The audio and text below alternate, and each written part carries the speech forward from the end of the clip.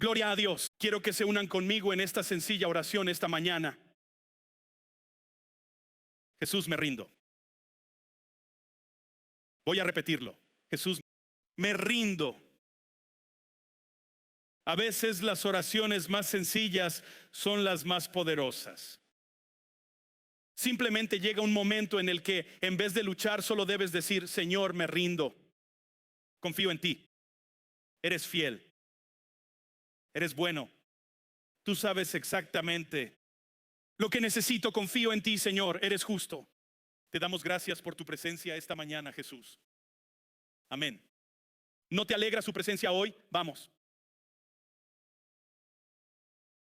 Amén. Mientras cantábamos y alabábamos, recordé de los evangelios, de cuando un joven se acercó a Jesús y él dice: Jesús, he cumplido toda la ley, hice lo que se debe. He sido seguidor de Dios, de Yahvé. ¿Qué debo hacer para heredar? Lo interesante es que Jesús mira y resulta que este hombre es una persona muy rica. Y mira a este joven y le dice: ve, vende todo lo que tienes y ven y sígueme.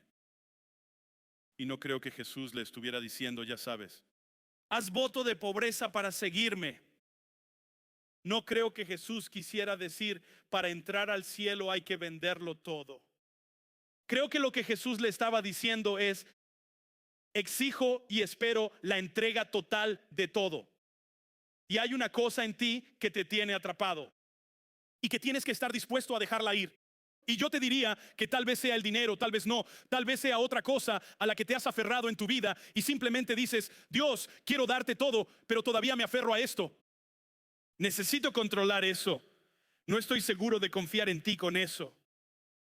Y solo quiero, hoy te voy a decir que Dios nos llama a rendirnos. Existe gran paz al decir: está bien, Dios, no tengo todas las respuestas, creo que nunca las tendrás. Solo creías tenerlas. Creías tenerlo todo, haberlo descubierto todo. En realidad, nunca lo tendremos. Y Dios dice: está bien, ¿te rendirás? ¿Lo entregarás? ¿Tomarás eso? ¿Y vendrás a seguirme? Esta mañana, mi mensaje de ánimo es que Dios nos ayude a darlo todo. Pídele al Espíritu Santo: Señor, ¿hay algo en mí que no haya entregado? ¿Algo a lo que no he renunciado y sigo aferrado? Hay cosas que nos consumen aunque llevemos tiempo en la iglesia. Y seguimos aferrados a cosas. Y si te aferras a esas cosas, sinceramente, te están deteniendo. Amén. De experimentar la plenitud de Dios y la bondad de Dios. Amén. ¿Quiénes están listos para dar esta mañana? ¿Listos para nuestra ofrenda? Vamos. Amén. Vamos, repitan conmigo esta mañana. Damos con alegría, vamos. Es nuestro acto de adoración y damos por obediencia. Traemos a Dios lo que es de Él y damos generosamente. Somos bendecidos para hacer una bendición. Amén. Si lo crees esta mañana, alaba a Dios. Dale las gracias. Gracias, Señor. Gracias por tu bondad, tu generosidad.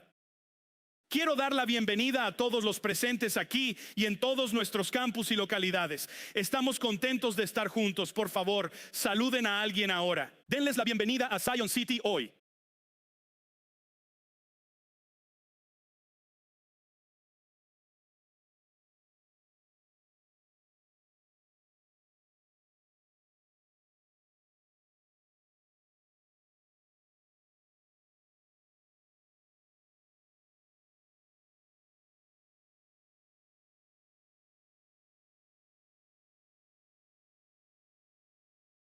Es genial verlos aquí en la iglesia. ¿Quiénes están emocionados de estar aquí? Vamos. Amén. Yo estoy emocionado de que estén aquí hoy. Creo que el Señor hoy tiene algo para cada uno de nosotros. La belleza de estar en la presencia del Señor es saber que nunca sales igual. Amén. Si tienen sus Biblias, acompáñenme al capítulo 14 del primer libro de las Crónicas. Voy a comenzar una nueva serie, una recopilación, por así decirlo, de enseñanzas y mensajes titulada El plan para un gran avance. ¿Alguien necesita un gran avance hoy? Muy bien, algunos tres, fantástico. Qué emoción por esta nueva serie que el Señor ha puesto en mi corazón. Es fantástico. He estado por varios meses, no necesariamente batallando, sino sintiendo realmente una especie de empujón en esta dirección. Me encanta esto porque cuando estás con alguien que necesita un avance, estás en buena compañía. A lo largo de las escrituras hay ilustraciones e historias de personas reales, testimonios reales de personas que sirviendo a Dios enfrentan oposición, que aman a Dios. Por un lado, se han rendido a Dios o siguen a Dios y al mismo tiempo se encuentran luchando contra situaciones, circunstancias sobre las que no tienen control y se encuentran en medio de esa tensión. Y déjenme darles hoy una buena noticia. Creo que la lucha es una parte natural y saludable en la historia de todo creyente. 3 dijeron amén. Alguien aplaudió. Bien. El resto de ustedes están como, reprendo eso en el nombre de Jesús. Les voy a decir ahora mismo que es absolutamente cierto que la lucha, que alguien diga lucha, díganlo. Vamos, les cuesta decir lucha. Bien que alguien diga lucha. La lucha. La lucha es parte en la historia del creyente. Lo es. Es una parte natural. ¿Por qué tendríamos escrituras que dicen que Dios hará que todas las cosas obren para bien si no hubiera nada que claramente no iba a salir bien? ¿Por qué entonces Jesús, me encanta lo que nos dice y de hecho se encuentra en Juan 16? Él dice esto, les digo estas cosas para que en mí hallen paz. Escucha, nos está diciendo que necesito paz porque hay una tendencia a que no la tenga. Me das un consolador porque voy a necesitar consuelo. Voy a necesitar que me consuelen. Me das un ayudador porque no puedo hacerlo por mí mismo. ¿Me siguen esta mañana? Por lo tanto, a lo largo de la escritura se demuestra que la lucha es algo normal y natural. Incluso, te diría que es algo saludable para el creyente. Por eso, al enfrentarnos a una lucha, solemos pensar que hemos cometido un error, que nos hemos perdido algo. Quizás no escuché la vez que el pastor mencionó cómo evitar los problemas. Y si piensas eso, nunca he predicado un mensaje así. La realidad es esta. Jesús dice esto, dice en este mundo, en Juan 16, afrontarán aflicciones. La traducción dice que tendrás problemas. En este mundo, dice que si vas a estar en este mundo, habrá situaciones difíciles más allá de tu control a las que te enfrentarás a lo largo de esta vida. Vas a tener problemas. Vamos, mira a la persona que tienes al lado y dile, vas a tener problemas. Algunos de ustedes, al mirar a quien está a su lado, quizás piensan, tú eres mi problema.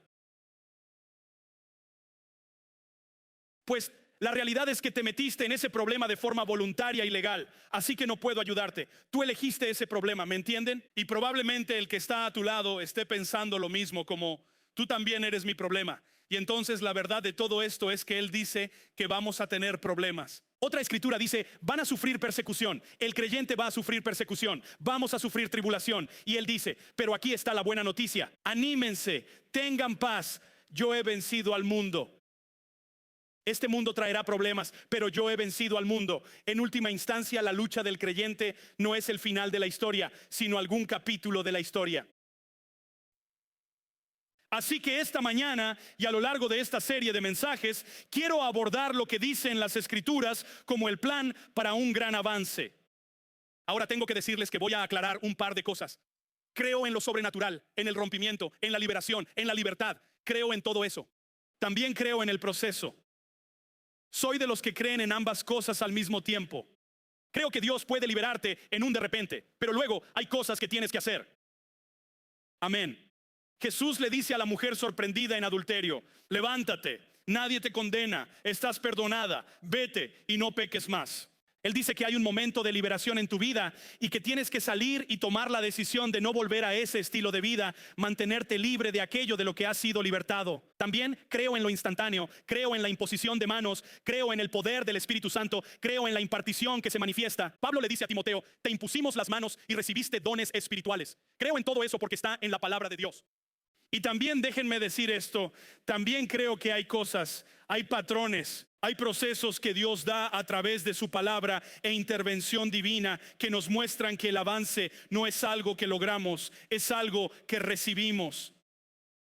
Es algo que Dios hace, algo que Dios rompe y así recibimos este avance espiritual. Y además, en cada historia que he estudiado y que veremos a lo largo de las próximas semanas, Dios ha dado siempre una clara instrucción a las personas justo antes de recibir el avance solicitado. Así que si pudiéramos ver el plan, si pudiéramos ver el patrón, podemos observar que en todas las historias de las Escrituras e incluso en la manera en que se relatan hoy en día, ya sea en películas o en obras de teatro, hay un proceso natural por el que se pasa.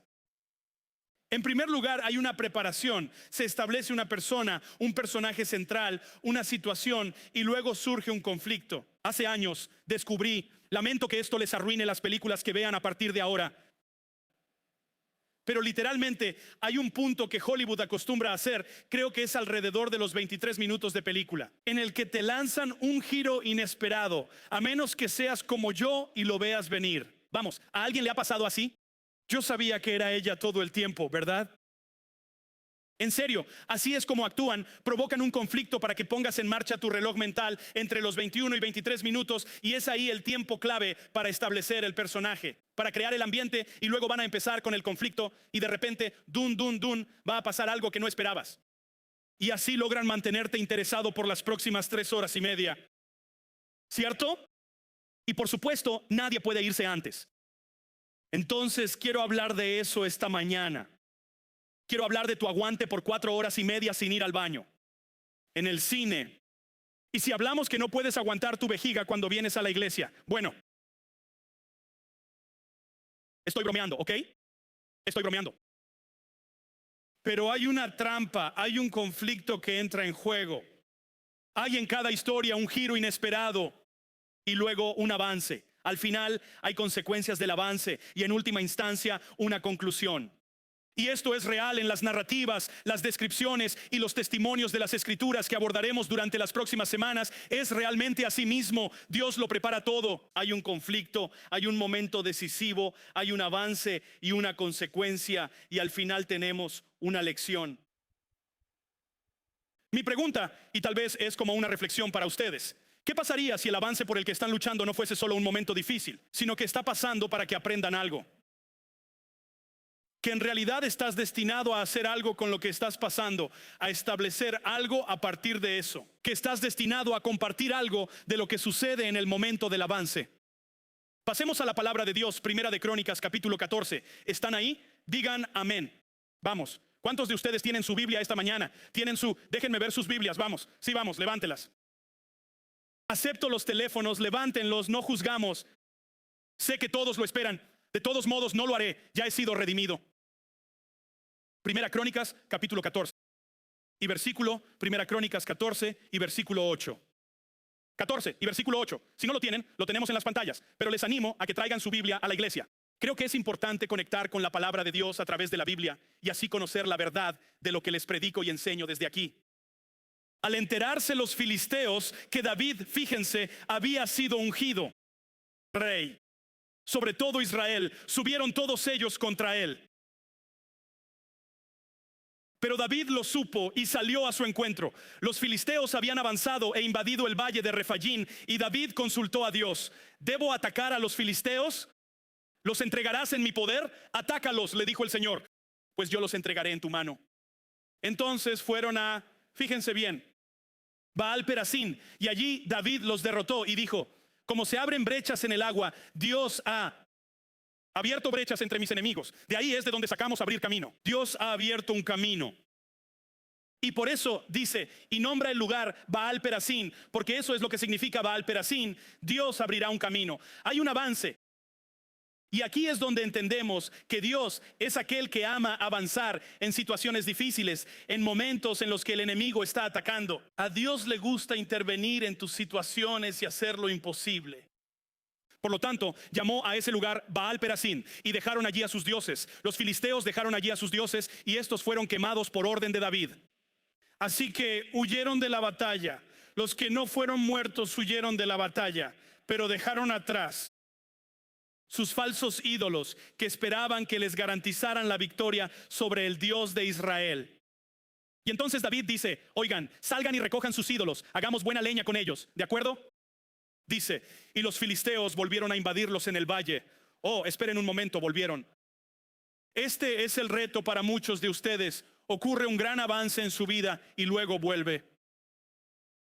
Y el enemigo les dirá: bueno, nunca fuiste libre. Ustedes piensan, yo luchaba y luego dejé de luchar, pero de repente me encuentro luchando, estoy siendo tentado, me veo arrastrado de nuevo a eso. Y me encanta este primer ejemplo del Dios de avance que dice, el mismo enemigo volvió de nuevo. Es interesante, cuando estudias la tentación de Jesús en uno de los evangelios, simplemente dice esto. Dice que después de que Jesús resistió al enemigo, que lo venció con la palabra del Señor, había resistido la tentación. Dice que el diablo se retiró y esperó otro momento oportuno para atacarlo. ¿Entiendes que avanzar no es un evento, sino una serie de eventos que se convierten en un proceso para tu vida? Que Dios realmente te lleva de gloria en gloria en gloria. Que el rompimiento que experimentaste hace 10 años, algunas personas dicen, bueno, yo tuve un avance en el 87 y pues Dios tiene un nuevo avance para ti hoy. Amén. Quizás 3 personas de acuerdo, ok, me gusta eso. Y así regresaron de nuevo. Los filisteos regresaron y volvieron a invadir el valle. Y esta vez David volvió a consultar a Dios y Dios le respondió, miren esto, no los ataques de frente, sino que rodéalos hasta llegar a los árboles de bálsamo y atácalos por la retaguardia.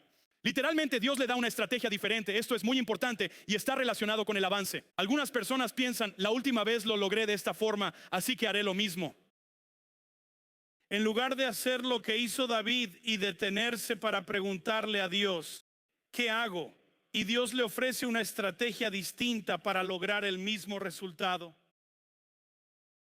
¿Por qué Dios te daría una estrategia diferente? Piénsalo. ¿Por qué Dios te daría una estrategia diferente? ¿Por qué no hacerlo siempre de la misma manera? Creo que podemos ver las cosas de diferentes maneras. Por ejemplo, al pensar en Jesús y cómo sanaba a las personas, notamos que lo hacía de formas distintas. Era muy similar. A veces Jesús miraba a una persona y le decía, estás sano. A veces Jesús oraba por las personas y decía, tu fe te ha sanado. Otras veces Jesús imponía las manos sobre las personas. Mi favorita es cuando Jesús escupía en el barro y untaba saliva en los ojos de las personas para darles la vista. Hay un caso en el que se narra que el Señor tomó saliva de su lengua. Creo que deberíamos recuperar esa costumbre. Creo que sería increíble. Hoy en el altar vamos a escupir sobre la gente. Algunos de ustedes dirán, no, gracias, estoy bien, ¿verdad? ¿Por qué Jesús usó tantas formas diferentes? Porque Dios es creativo. Y en segundo lugar, creo que si hiciéramos las cosas siempre de la misma manera, crearíamos una fórmula. Creo que usaríamos el nombre de Jesús como una especie de salsa secreta. Y la gente espera que todo suceda al orar de esa manera. Y la realidad es que cuando oras en nombre de Jesús, lo que estás diciendo es que te alineas con todo lo que Él es. Así que si estoy orando por algo que no se alinea con quién es Jesús y utilizo su nombre, eso no va a suceder solo porque yo quiero que suceda. Yo, en el nombre de Jesús, me someto al señorío de Jesús. Incluso en esta plataforma nos sometemos al señorío y al nombre que está por encima de cualquier otro nombre y nos comprometemos de esa manera. Eso es lo que nos da la autoridad. Es la voluntad de Dios en tu vida. Por eso Él no lo hace siempre igual. Otra razón por la que pienso que no lo hace de la misma forma es porque es una relación. Se supone que la relación con Dios debe crecer y cambiar y madurar. En las primeras etapas de tu relación, es probable que al inicio te comprometieras de forma diferente, como mi esposa y yo, 35 años atrás. Es diferente cómo nos relacionamos. Ya no es de la misma manera que lo hicimos en la primera cita. ¿Verdad? ¿Cuál es tu color favorito? Ya no tenemos que hablar así. Ya sabes, en ocasiones ni hablar. ¿Por qué? Porque hay una profundidad en la relación y nos conocemos íntimamente. A medida que desarrollas una relación profunda con Dios, en ocasiones Él te dirige de formas distintas, buscando revelarse ante ti de diversas maneras. Amén. Pero hay un cambio. Ellos regresaron, David oró de nuevo y Dios dijo que no atacara de frente, sino por detrás desde los árboles de bálsamo. Tan pronto como oigas un ruido de pasos sobre las copas de los árboles de bálsamo, atácalos. Dijo, espera el ruido. Esperen una señal. Eso es muy importante. Esperen una señal. Esperen el momento en que lo oigan y pongan en práctica su fe y avancen hacia ello. Él dice, espera el ruido. Él dice, sal y ataca al ejército de los filisteos. Y David hizo lo que Dios le mandó y derrotaron a los filisteos. Por cierto, déjame decirte esto. Hay una afirmación que se dice de David de que es un hombre según el corazón de Dios. ¿Por qué? Porque Dios lo llama un hombre según su corazón. Algunos piensan, ¿cómo puede Dios llamar hombre según su corazón si su reputación está tan manchada por el adulterio, el asesinato, el orgullo, el engaño y todas esas cosas? ¿Cómo podría ese hombre ser una persona según el corazón de Dios? ¿Cómo podría Dios elegir a alguien así? Y Dios dice de él, bueno, una cosa es lo que la gente diga, pero Dios dice de él que es un hombre según mi corazón cuando lo eligió.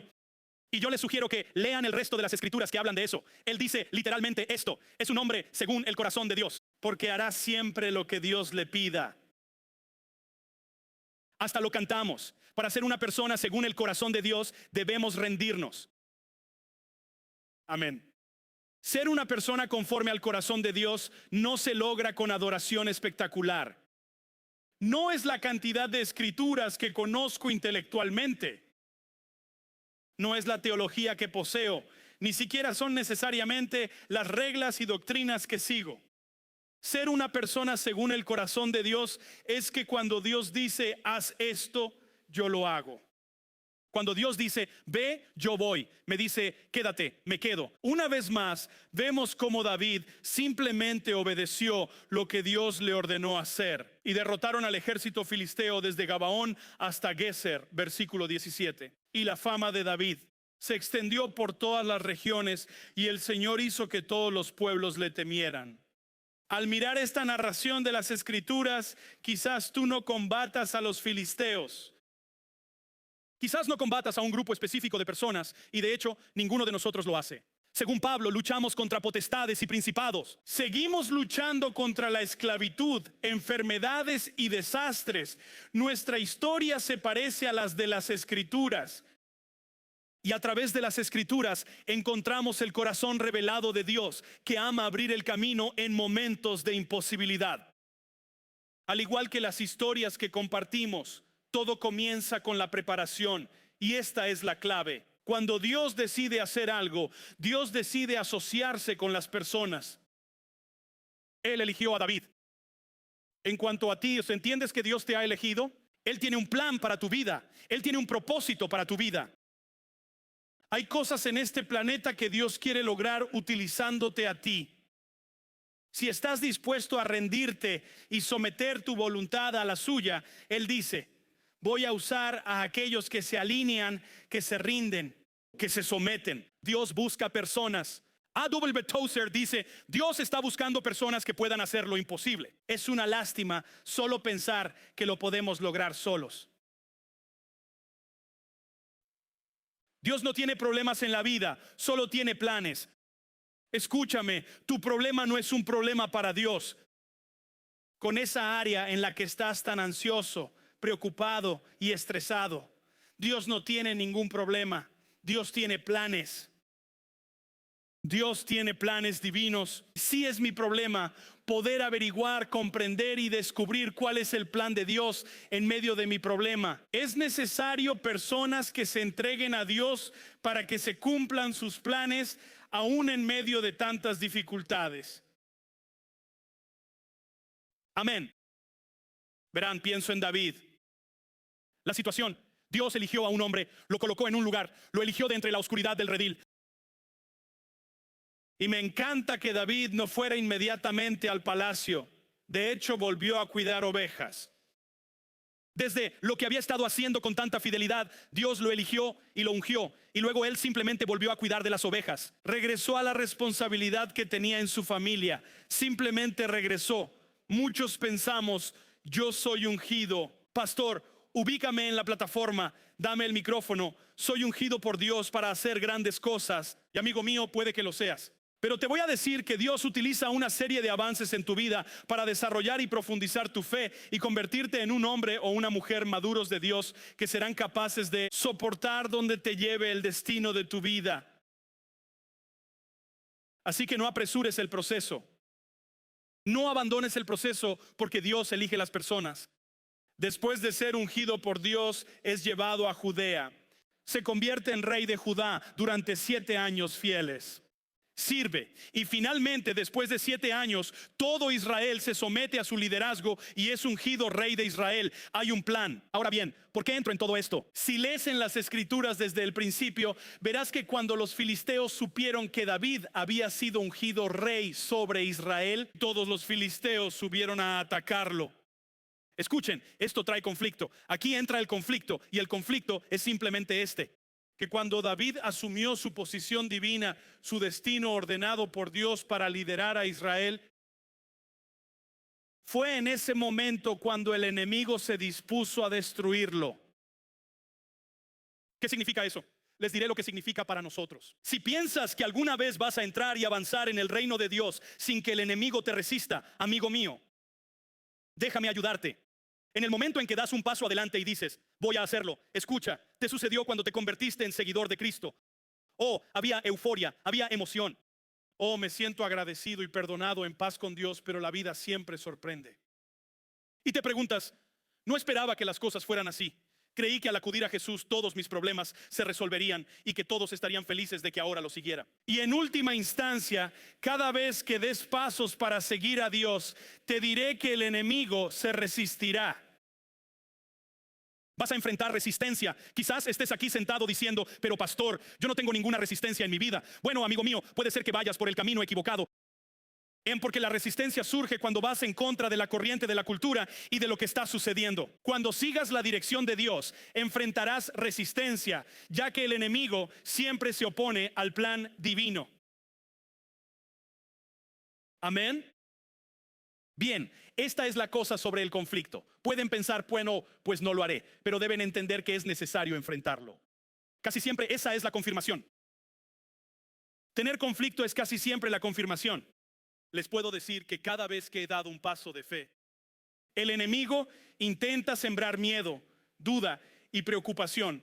La lucha es muchas veces la confirmación. Pienso en nuestras reuniones de oración de los miércoles. Y sinceramente, en cada campus, en cada lugar donde tenemos instalaciones para ello, tenemos oración. Los miércoles por la noche, y literalmente cientos, y cientos, probablemente más de 1000 en total, se reúnen simplemente cada miércoles por la noche con el único propósito de orar. Buscar a Dios, juntarnos para orar. Ahora bien, se podría pensar que eso debería ser normal. En realidad no es tan normal. Aún recuerdo los inicios de lo que hoy es la piedra angular en nuestra iglesia. Es la oración. Y escúchenme, si no asisten los miércoles por la noche, los invito a que lo hagan. Los invito a venir porque es un laboratorio, es un lugar donde además de orar, también se aprende a orar. ¿Por qué? Pues aprendemos a orar estando rodeado de personas que oran. Me encantan los miércoles por la noche, es mi servicio favorito de la semana. No tenemos limitaciones de tiempo ni problemas con otro servicio, por eso lo disfruto tanto. Y no es que sea largo, en realidad tiene la misma duración que el servicio del domingo, pero se centra en una sola cosa: la presencia de Dios, adorarlo y orar, buscar el rostro de Dios. Y escuchen, al buscar juntos el rostro de Dios, suceden cosas. Y así recuerdo cuando empezó. Empezamos hace años en el antiguo auditorio del antiguo santuario. Y recuerdo que literalmente comenzó estando orando los sábados por la mañana. Comenzamos la oración del sábado por la mañana durante los 21 días de ayuno y oración.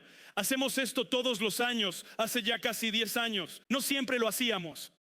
Recuerdo la noche anterior, muchas veces lo he contado, cuando nombré la reunión de oración de las 6:30 de la mañana. La reunión de oración de las 6:26. Recuerdo la noche anterior, la increíble sensación de miedo y ansiedad que sentí. Y no soy una persona ansiosa. No soy una persona así, y quizás no lo soy, pues no le presto tanta atención, ¿comprenden? Soy así, pero estamos acá. Recuerdo esa noche. Literalmente, probablemente fue la única vez en el ministerio que miré a mi esposa, y literalmente la noche anterior, tienes que entender que esto es muy poco habitual en mí. Por eso supe que era un ataque. Miré a mi esposa y le dije, tenemos que cancelar esto, es una mala idea. ¿A quién se le ocurrió lo de las 6:30 de la mañana? Y esto es lo que pasó. Pensé, nadie va a venir. Absolutamente nadie va a venir a la oración. Estoy seguro, nadie va a venir. Bueno, habrá 6 personas allí, mi esposa y yo y nuestros 4 hijos. Ellos estarán allí. Bueno, de seguro, creo que el pastor de adoración probablemente aparecerá. Así que al menos será un tiempo de adoración devocional en familia, posiblemente. Y entré en esa sala. Ahora escuchen esto. Y les digo que estaba muy ansioso y estresado por ello. Así que, de nuevo, eso no es normal en mí. Es solo porque cuando das un paso por Dios, el enemigo siempre se te opondrá, ¿verdad? Entonces, al día siguiente me levanté y entré en el edificio donde habían unas 100, 150 personas. Me emocioné mucho. Pensé, oh, gracias a Dios, hay al menos 100 cristianos en nuestra iglesia. ¡Qué bien! Y estaba, como si hubiera esquivado una bala, ya sabes, ese tipo de alivio. Y recuerdo que oré, estaba allí orando, agradecido, de la misma manera que oro hoy, y caminando, y así. Y allá, estaba literalmente como aquí mismo, en relación con aquel lugar, en retrospectiva, comparando el lugar donde estoy hoy. Justo aquí, al borde de la plataforma, estaba orando. Y oí al Señor decirme esto: hijo, si sigues haciendo esto, así fue lo que dijo, llenaré este edificio de personas que buscan a Dios. Y lo que pasó es que en los años siguientes, fíjate, en los años siguientes, ese edificio llegó a un punto en el que se desbordaba y nos mudamos de ese edificio a este porque había demasiada gente.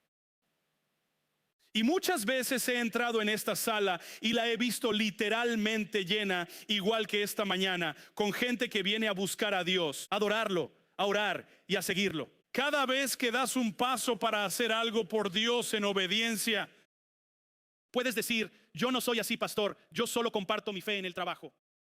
Cada vez que das un paso para hacer algo por Dios, el enemigo intentará traer conflicto. Va a intentar atacarte y hacer que renuncies y te rindas.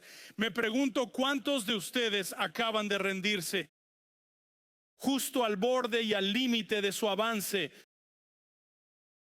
Me pregunto cuántos de ustedes podrían ver desde la perspectiva del cielo cómo se han echado un poco atrás y toda la hueste celestial está gritando, no, no, no, no, no, no te rindas ahora. Porque el conflicto es en realidad una confirmación de aquello contra lo que están luchando. El versículo 8 dice lo siguiente: cuando los filisteos oyeron que David había sido ungido rey sobre todo Israel, los filisteos fueron a buscarlo. Es interesante, permítanme hacer una pequeña nota al margen. Y realmente dudé si debía compartir esto. Me pregunté, ¿es relevante? Aquí les explico por qué creo que sí lo es. Porque hay muchos de ustedes que están siendo discipulados por un algoritmo.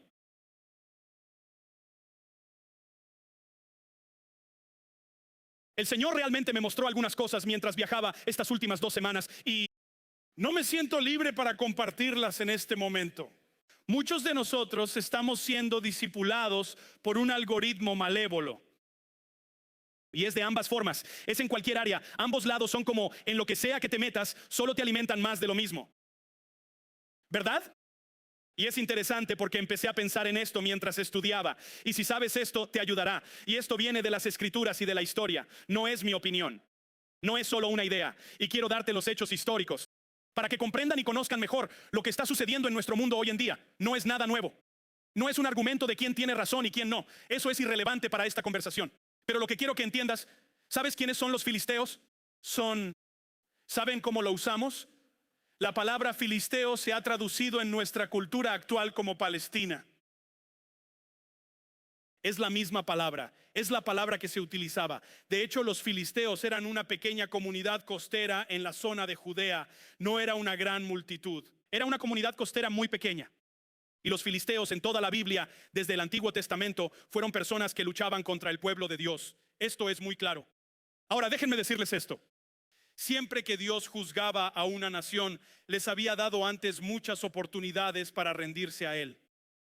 Ellos rechazaron a Dios totalmente. ¿Cómo lo sabemos? Al huir, abandonan sus ídolos. ¿Cuál es el primer mandamiento? No tendrás otros dioses delante de mí, ¿verdad? Y así, ellos son personas que han rechazado desde el Antiguo Testamento la gracia y la misericordia de Dios. Y entonces llega un momento en el que Dios dice, ya es suficiente. Voy a ocuparme de esta situación.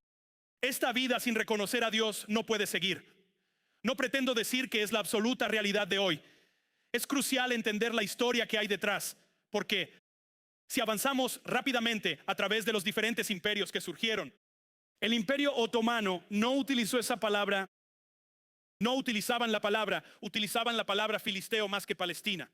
Pero en realidad lo que ocurrió en 132, 135 fue una revuelta del pueblo judío contra los romanos. Se llama la revuelta de Bar Kokhba y fue liderada por un hombre llamado Bar Kokhba.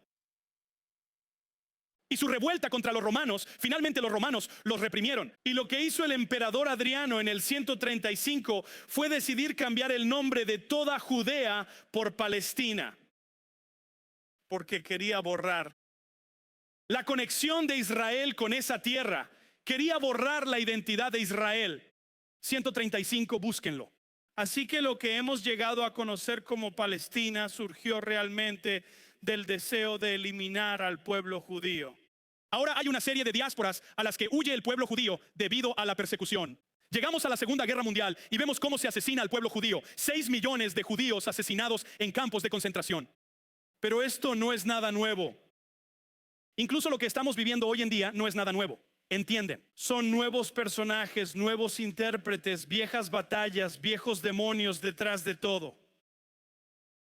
Esto es lo que quiero que capten y comprendan. Se están viendo envueltos en un algoritmo. Y escuchen, no creo que la gran idea de Dios sea la guerra. Hay guerras justas, pero no todas las guerras santas son guerras justas. ¿Entienden lo que digo? No creo que Dios sea la respuesta a la guerra. Quiero que comprendan la naturaleza caída del hombre, dónde nos encontramos y cómo ha progresado esta situación. Y muchos, especialmente la generación más joven, ven cosas en su algoritmo y creen cosas sin comprender la historia real que hay detrás, que nos ha llevado a esta situación. Así que en el 135, el emperador Hadrian decide que va a eliminar la reivindicación judía sobre Judea y llamarla Palestina. Lo cual hizo literalmente porque estaba relacionado con la palabra. ¿Quiénes eran sus mayores enemigos? Los filisteos. Llamaremos a la tierra su mayor enemigo en aquellos días, según su Biblia. ¿Me siguen? Ahora ven cómo todo esto se ha cumplido. Bueno, ¿qué significa esto? Bueno, a partir de ese momento, a través de todas las culturas y generaciones, llegamos a 1948 y hay una solución de 2 estados en el mundo que dice: oye, nos equivocamos al permitir que la Alemania nazi destruyera al pueblo judío, así que démosles un lugar. Llevémoslos de vuelta al lugar que era originalmente suyo. Y se inventaron esta solución de 2 estados. Ahora bien, tengo mis opiniones, pero me las voy a guardar para mí. Pero esto es lo que quiero que entiendan. Esta es una vieja guerra que ha estado sucediendo durante miles de años. Es el conflicto entre, en esencia, es un conflicto entre aquellos que reclaman, y no todos de Israel. La mayoría de ellos no son cristianos. La mayoría de ellos ni siquiera son judíos practicantes, para ser sincero. Son judíos por cultura más que por religión. En muchos casos son seculares. Solo digo que hemos visto la atrocidad que así ha ocurrido por milenios. Y lo que quiero que entiendan en todo esto es que hay un enemigo muy real en cada paso que se da hacia los propósitos de Dios. Amén. Y así está David aquí. Y hoy quiero que comprendan que creo que es importante que sean discipulados por algo más que sus redes. Creo que si la iglesia no les dice la verdad de las cosas, acabarán siendo discipulados por cualquier otra cosa. Amén. Amén. Y así, ya mi corazón está libre. Esto es lo que realmente deseo. ¿Qué quiero? Vayan y aprendan. Quiero que profundicen y aprendan por ustedes mismos. Quiero que profundicen y comprendan lo que está pasando en el mundo, en primer lugar, para que sepan cómo orar. Sabes, la Biblia nos dice que debemos orar por la paz de Jerusalén. Y creo que eso es para ambas partes. Señor Dios, que haya paz. Señor, ruego por la paz de Jerusalén. Ese es el deseo del corazón de Dios, que haya paz. Por cierto, en Jerusalén, el lugar más sagrado que tienen, la cúpula de la roca, se encuentra en el monte del templo y está bajo control palestino. Así que cuando nos pide orar por Jerusalén, oramos por ambos, por la paz de ambos. Amén. Aquí todos enmudecen. Y la realidad es esta: en lugar de dejarnos llevar por cualquier cosa, comprendan su Biblia, no estamos luchando contra algo nuevo. Esto no ha surgido de la nada ni es reciente. Esta es la realidad de lo que ha estado sucediendo generación tras generación, y Dios busca personas, entrena a personas para ser usadas, aún en los conflictos actuales. Amén. Sigamos adelante. Este conflicto confirma que David avanza hacia su destino mientras el enemigo lo ataca. Los conflictos confirman el llamado de Dios ante las trampas del enemigo. Verán, cuando comienzan a servir a Dios, cuando llegaron a la salvación, cuando dijeron: oigan, voy a empezar a usar mis dones en el cuerpo de Cristo, voy a empezar a dar, puedo prometerles que en algún momento habrá un ataque contra esos mismos pasos en su vida. Y hoy les voy a desafiar a que no temas la lucha, porque la lucha es en realidad la prueba de que eres favorecido. No te rindas en medio de la oposición. ¿Por qué digo esto? Porque las escrituras nos dicen en Isaías 54 que ninguna arma forjada contra ti prosperará. Romanos capítulo 8 versículo 31 dice, si Dios está por ti, ¿quién estará contra ti? Marcos capítulo 11 versículo 23 dice lo siguiente, no dudes, sino ten fe en Dios. Di a esta montaña, a ese obstáculo en tu camino, que sea removida y será arrojada al mar. Pero la Biblia nunca te dice que te quites. La Biblia nunca te dice que renuncies. Vamos, iglesia. La Biblia nunca te dice que tires la toalla. La Biblia en realidad te dice que te mantengas firme. Cuando hayas hecho todo lo que debes hacer, ¿qué dice? Mantente firme en esos momentos.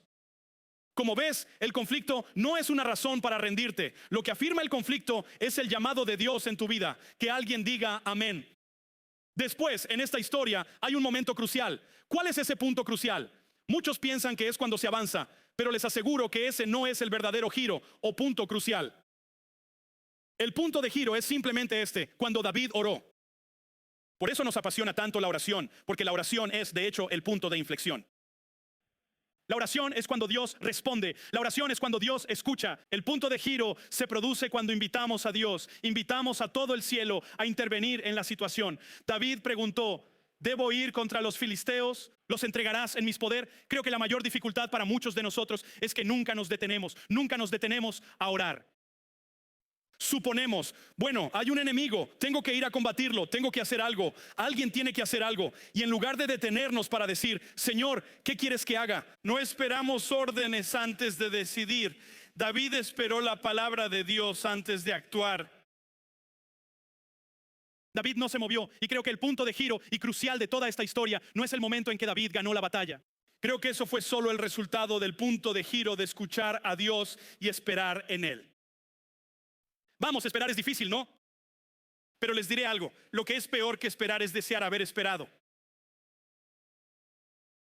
Lo peor que esperar es desear, ay, ojalá no hubiera renunciado. Ojalá no hubiera renunciado, ojalá no hubiera cedido. Y entendemos que esperar es difícil, pero esperar es necesario. Es así como esperamos que Dios nos dé revelación antes de reaccionar. Verás. El avance llega cuando oras y pides dirección antes. Estuve pensando en nuestro tiempo de oración al final del servicio y orando por eso y pensando en ello. Y, sabes, muchas veces he visto a personas predicar sobre un avance, llenar a la gente de fe para el avance, llamarlos al altar para un avance y luego les imponemos las manos y decimos, Señor, abre su camino. Y luego se van diciendo, sí, bueno, yo solo creo en ellos para recibir un avance y después no hacen nada. Pero al estudiar los avances a lo largo de las escrituras, ese no es el patrón que vemos. Amén. Ese no es el patrón que veo. De nuevo, soy un pastor que cree en la imposición de manos. Por supuesto, creo que Dios hace cosas sobrenaturales. Pero el patrón que veo en las escrituras es este. La gente viene y ora. Creo que eso está bien. Vienen y buscan, vienen y piden, vienen y se detienen y dicen, Señor, ¿qué quieres que haga? Y el punto de giro es cuando Dios dice, esto es lo que debes hacer. Sí, sal, no salgas. Sabes, a veces Dios me ha dicho, Waylon, solo quiero que, Señor, ¿cómo lucho contra esto? Él me responde, solo cállate. Le pregunto, Señor, ¿hay alguien más con quien pueda hablar allá? Es que necesito decir algo. Señor, ¿qué quieres que haga? Solo mantén la boca cerrada. Y creo que el Señor sabe lo difícil que es eso para mí. ¿Verdad? Porque Él está perfeccionando algo, solo cállate. Señor, ¿debo responder? No, confía en mí y observa. Cuando Dios me dice que me calle, suele ser como espera y observa. Observa lo que voy a hacer. Mira lo que estoy haciendo, iglesia. Hay cosas que nunca verás. Si te metes en la pelea, empiezas a luchar y todo eso, y te distraes con todo eso. Pero si esperas y observas, Dios revela cosas durante el proceso. Dios te muestra cosas que nunca habrías visto porque nunca las pediste. Dios te guía de maneras que nunca habrías imaginado porque nunca esperaste. Y así, en lugar de decir, bueno, solo Dios ayuda a quienes se ayudan a sí mismos, lo cual, por cierto, no es una cita bíblica. En lugar de simplemente asumir que tengo que hacer algo y que Dios lo honrará, David entendió esto. Necesito detenerme, necesito orar, necesito ser dirigido, y lo que Dios me diga que haga, eso es lo que haré. Así que en nuestro tiempo de oración de hoy creo que sí, vamos a decir, Señor, danos un avance, pero aquí está la otra parte, vamos a orar. Señor, dile qué hacer. Señor, dale instrucciones específicas porque Dios es quien honra. Él da instrucciones específicas para una obediencia específica. Cuando nos humillamos ante Dios y lo invitamos con intervención, nuestra vida da un giro radical. Ahora bien, el resultado del punto de giro en cada historia es el real avance. Es un momento exuberante y este momento del avance es la respuesta de Dios. En la historia de David, Dios luchó contra su enemigo por él. La fe es la clave. Una vez que se sabe qué hacer, debe convertirse en acción. El avance no es solo creer, escúchenme, es obedecer. Bien, lo voy a repetir porque parece que 3 de ustedes lo han entendido. Avance, tú estás como, solo estoy creyendo en el avance, genial. ¿Estás obedeciendo lo que Dios te dijo que traería este avance? Porque el avance no se trata solo de creer en algo, se trata de obedecer lo que Dios te dice. Verás, el mismo Dios que te da instrucciones te dará los resultados. El mismo Dios que los guía en el proceso les dará los resultados. El avance no es algo que logras con tu propia capacidad. El avance es algo que recibes porque Dios, como dijo David, es el Señor del avance. Amén. La mejor manera de ver esto es la segunda vez que David es atacado nuevamente por el mismo enemigo. ¿Qué hace él? No dice, oh, lo tengo, sé cómo vencer a los filisteos. Lo sé manejar, ya lo hice antes, puedo repetirlo. Ahí está el peligro. Es entonces cuando empezamos a confiar en nuestro orgullo y nuestra propia habilidad, cegados por el ego. ¿Pero qué hace David? David dice esto, no, voy a volver al Señor y le voy a preguntar de nuevo. No creo que haya nadie en esta sala que, si el enemigo estuviera sentado a su puerta, no pensaría, tengo que pelear contra él. Ahí están, quiero decir, esta lucha llegó a mi puerta y pelear sería lo más natural, pero Dios no está interesado en lo natural porque Él es Dios de lo sobrenatural. Así que en la primera dice, sí, ve a luchar contra él. Pero en la otra dice, no, vamos a hacer las cosas de otra manera porque David, quiero que aprendas a escuchar mi voz. Quiero que aprendas a confiar en mí por encima de ti mismo. Quiero que esto funcione de tal manera que solo yo reciba la gloria y que no sea un problema que tú recibas gloria y por lo tanto tu orgullo se enaltezca y caigas por ello. Y entonces le dice, vuelve y lucha contra ellos otra vez. Y esto nos lleva, creo, a las consecuencias. Y para nosotros las consecuencias de la alabanza en esta historia son el resultado de un gran avance. Consecuencias de la alabanza. Me encanta lo que hace David. David nombra el lugar donde Dios le da la victoria. Cuando nombras algo, se convierte en importante. Cuando le pones nombre a algo que ha sucedido, puedes decir, bueno, lo he logrado. O puedes entender que no, que el Señor intervino y Él sanó y restauró. Cuando nombras un lugar, se convierte en un monumento para las generaciones futuras. Es un legado y recuerdo invaluable. ¿Podría ser que algunos de los avances por los que luchas en realidad no solo te conciernen a ti? Sé que todos pensamos en nuestros problemas y nuestras dificultades y le pedimos a Dios que nos ayude a superarlos, pero ¿y si superar esta adicción sea para las generaciones venideras?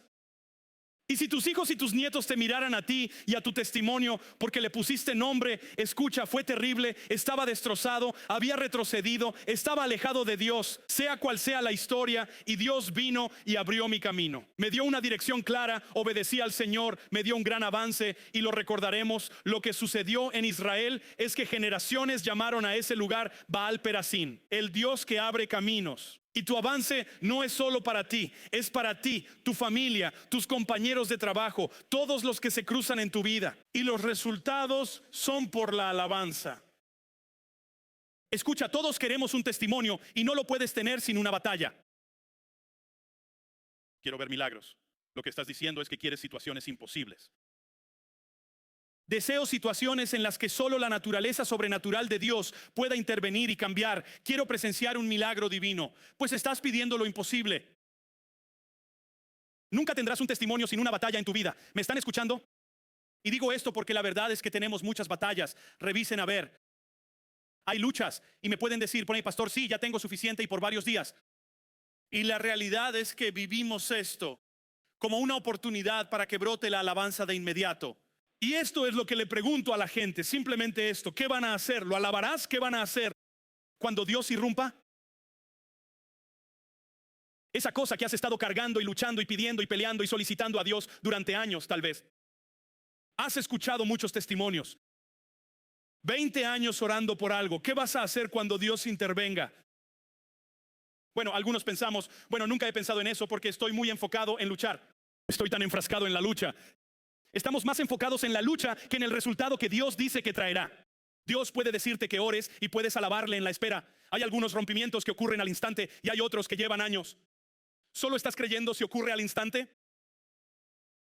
¿Solo vas a alabarle si es algo inmediato? ¿Es esa la condición que le estás imponiendo a Dios?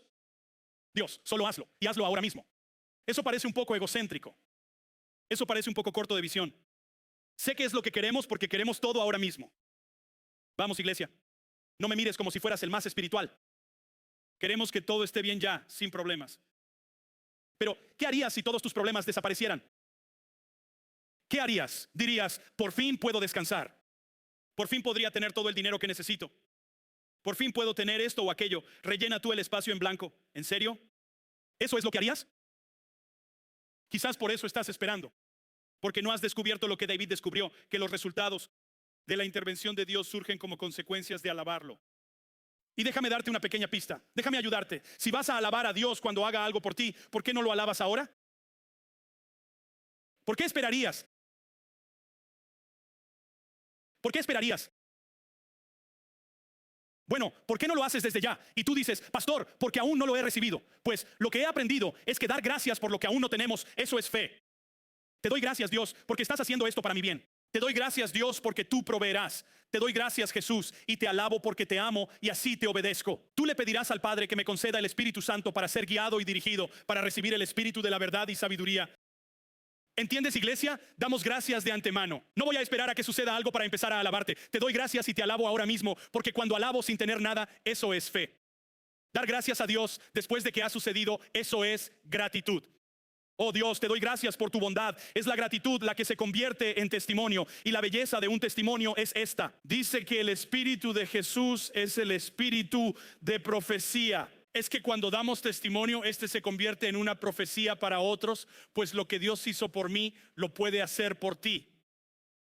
Si Dios ha estado en mis preocupaciones, dudas y ansiedades, lo hará por ti también. Él no hace distinción de personas. Y así ese efecto comienza a propagarse. ¿Por qué? Porque sabemos que no hay que esperar a que suceda algo para dar gracias a Dios y alabarlo por ello. Voy a empezar desde ya a dar gracias y alabanzas a Dios, sabiendo que es gratitud, es fe, sea lo que sea, es una ofrenda para Él mientras espero en el Señor. ¿Qué dice la Escritura? Los que esperan en el Señor se levantarán. Serán fortalecidos en su fe. Ánimo, algunos se están levantando, están agotados, cansados. Entiendo la naturaleza de la carne humana que se agota y se cansa. Una de las mejores tácticas del enemigo es agotarnos. Pero la realidad es, Señor, que estoy esperando en ti. Confío en ti, Dios. Creo, voy a permanecer en la fe, Dios. Y no renunciaré a las promesas porque tu palabra es sí y amén. Y tú la envías al mundo y no permitirás que vuelva atrás vacía. Dios, lo que has dicho, lo harás. Estoy hablando con alguien. Quizás no seas tú. Quizás lo tienes todo resuelto y no necesitas esto. Hoy te digo que hay personas en esta sala hoy que necesitan saber que la palabra de Dios es sí y amén. Y que Dios no volverá atrás ni vacío. Y lo mejor que puedes hacer es empezar a levantar las manos. Vamos, alza tu voz y empieza a alabar a Dios en medio de los tiempos oscuros. Dale las gracias aunque no lo veas. Vamos, empiezan a alabar a Dios ahora sin ver nada. Vamos, alaba a Dios ahora mismo. Gracias, Jesús. Te doy gracias, Dios, por tu naturaleza sobrenatural que no tiene límites como la del hombre. Necesito al equipo de alabanza. Vamos, vamos, vamos, eso es. Solo alaba. Solo alábalo, no mires a tu alrededor ahora, solo adora a Dios, dale gracias. Dios, tú eres el Dios del avance. Eres el Dios que abre camino, eres el Dios de nuestro avance hoy, Dios. Dios, te damos gracias por nuestro avance incluso antes de verlo.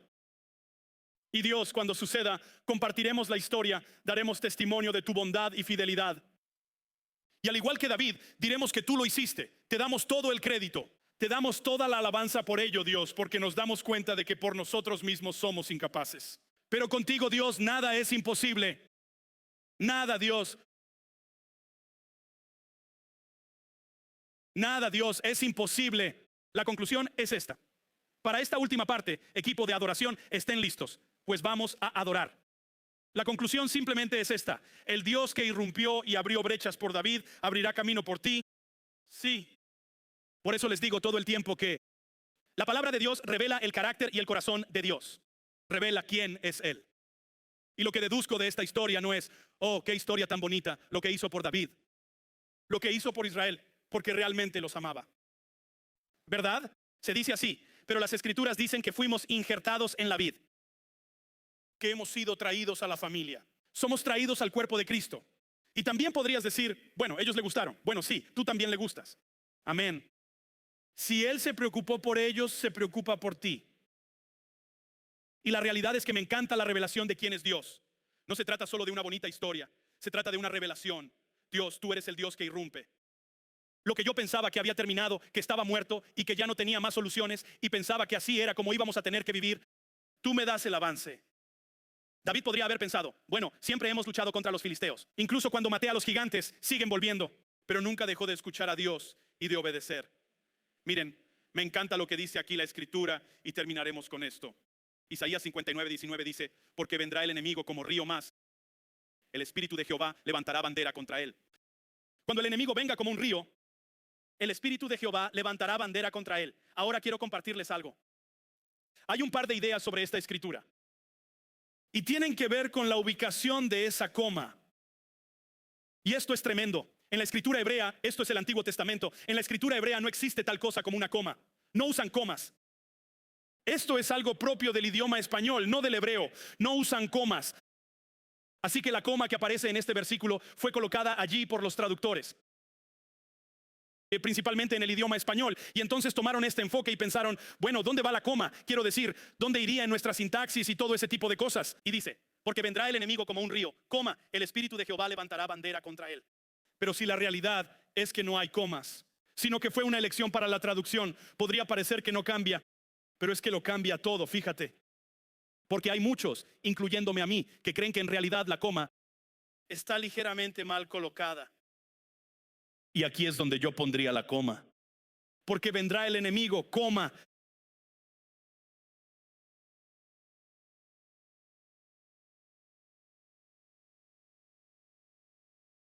Verán, déjenla arriba. La cosa es que cuando leemos, vendrá el enemigo como un río. Ahí está el problema. Cada vez que leo las escrituras en momentos difíciles, Dios usó los ríos para liberar a su gente. Siempre. Siempre.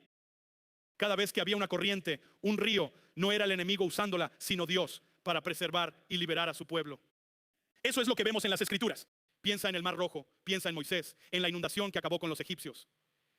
Fue siempre Dios liberando a su pueblo, ¿verdad? Y así, cuando leo las escrituras y las escrituras interpretando las escrituras, miro esto y digo, en realidad tiene mucho más sentido decir que cuando el enemigo viene como un río, el Espíritu de Dios levantará bandera contra él. Pues el enemigo no es la parte más importante aquí. Es con Dios, de hecho, con quien lo estás combatiendo. Que Él tiene un plan y un propósito. Él no tiene problemas, tiene un plan. Y su plan dice esto: te mostraré, cuando el enemigo llegue, esta será mi respuesta. Enviaré todos los recursos del cielo. Enviaré a todas las huestes del cielo para luchar contra él y al Espíritu del Señor. Lo enviaré como un río para abrumar al enemigo y levantaré mi bandera. Ahora bien, me encanta esto porque ¿sabes qué? Si traducimos una bandera contra él, esto es lo que diría. La bandera significa que lo obligaré, lo expulsaré. Eso es literalmente lo que significa. Así que esta es la imagen. Mi río llega y expulsa al enemigo. Mi río llega y se abre paso, al igual que con David. Entonces, los avances se reciben, no se logran. Y sin embargo, Dios nos pide que hagamos cosas para recibirlos. ¿Escuchaste? El punto de giro no es cuando sucede, sino cuando pedimos y obedecemos. Amén.